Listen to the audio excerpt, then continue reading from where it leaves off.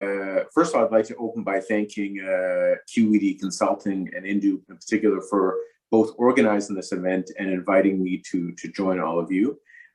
This is a very, very important issue. When I say issue, I really mean issues, given the diversity that we have on the panel and the range of topics I'm sure we'll touch on. Diversity and inclusion, to me, is a central issue to our societies, both in the Caribbean and in Canada, and in fact, around the world.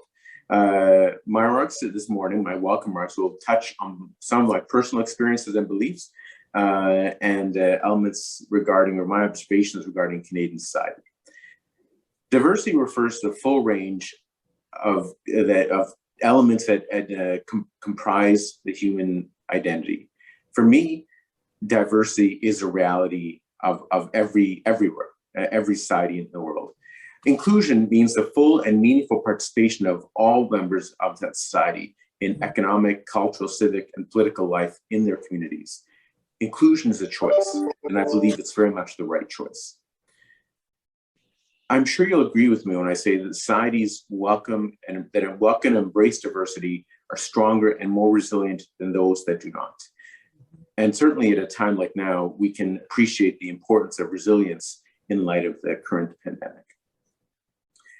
Central to the process of inclusion is ensuring that no members of society are othered, which would result in them becoming vulnerable to discrimination. This is, of course, relevant not just to minorities of any kind, but also to all members of our society. We have learned from COVID-19 that we are truly stronger together, and that means including and treating fairly all members of society. I'll give you a recent personal anecdote or story. I was recently asked by a journalist here in TNT, what is it like representing Canada as a person of color? Am I sometimes mistaken for the Indian High Commissioner? Yes, this does happen on occasion, but I see it as an opportunity to inform the person regarding the Canada of 2021. If you walk down the street of most Canadian cities, and I don't mean just Toronto or Vancouver or Montreal, I mean any Canadian city, you'll see many faces like mine, many faces like those we have on today's panel. This is the Canada of 2021. So it should come as no surprise that Canadian diplomats come in all stripes and flavors. And not just, I don't speak just of cultural diversity, I mean of, there we have LGBT diplomats, disabled diplomats, etc. We have the whole rainbow in every sense of the word, and I'm very proud that we have that rainbow. It's important to understand that societies change and evolve over time. Indu mentioned briefly, touched on the historical context here in Trinidad. The Canada that my parents immigrated into in the 1960s is quite different from the Canada of today, which will be different again from the Canada of 50 years from now. Mm-hmm. In Canada, we see diversity in all corners of influence society, from academia to politics, business, government, etc. And by this, I mean individuals of different ethnicities, some families that came to Canada as refugees, some who are gay, etc. And we're talking the highest echelon society, captains of industry, ministers, senior academics, and they all make such a valuable contribution to Canadian society. We truly are a richer society for it. The Government of Canada is actively working towards building a more inclusive society.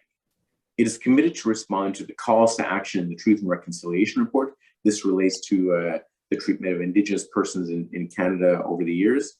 It issued an official apology to LGBTQ2 Canadians in 2017 for past discriminatory federal policies.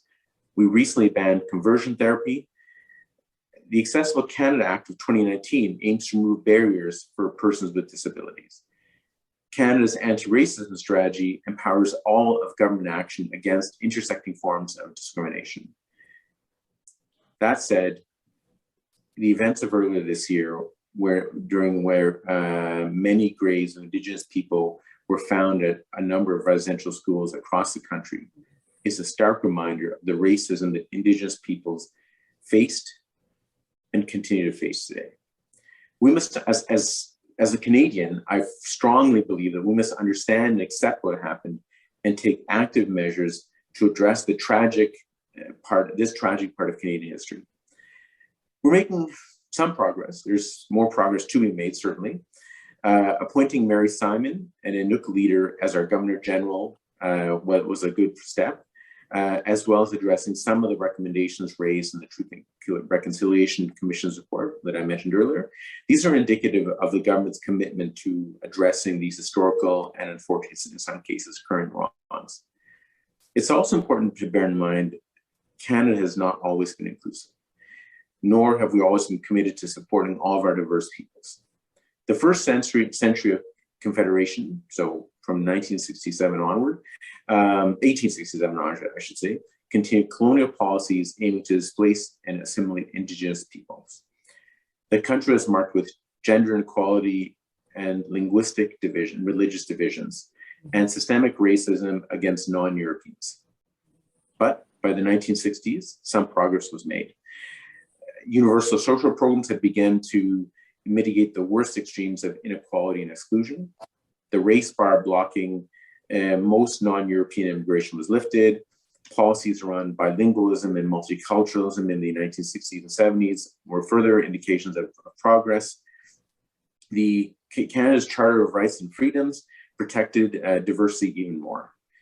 Today, as we know, private sector employees have adopted D&I HR policies that reflect these new values. In short, in summary, diversity and equality in Canada is a journey. In Canada, we've made some progress, but there are many steps yet to go.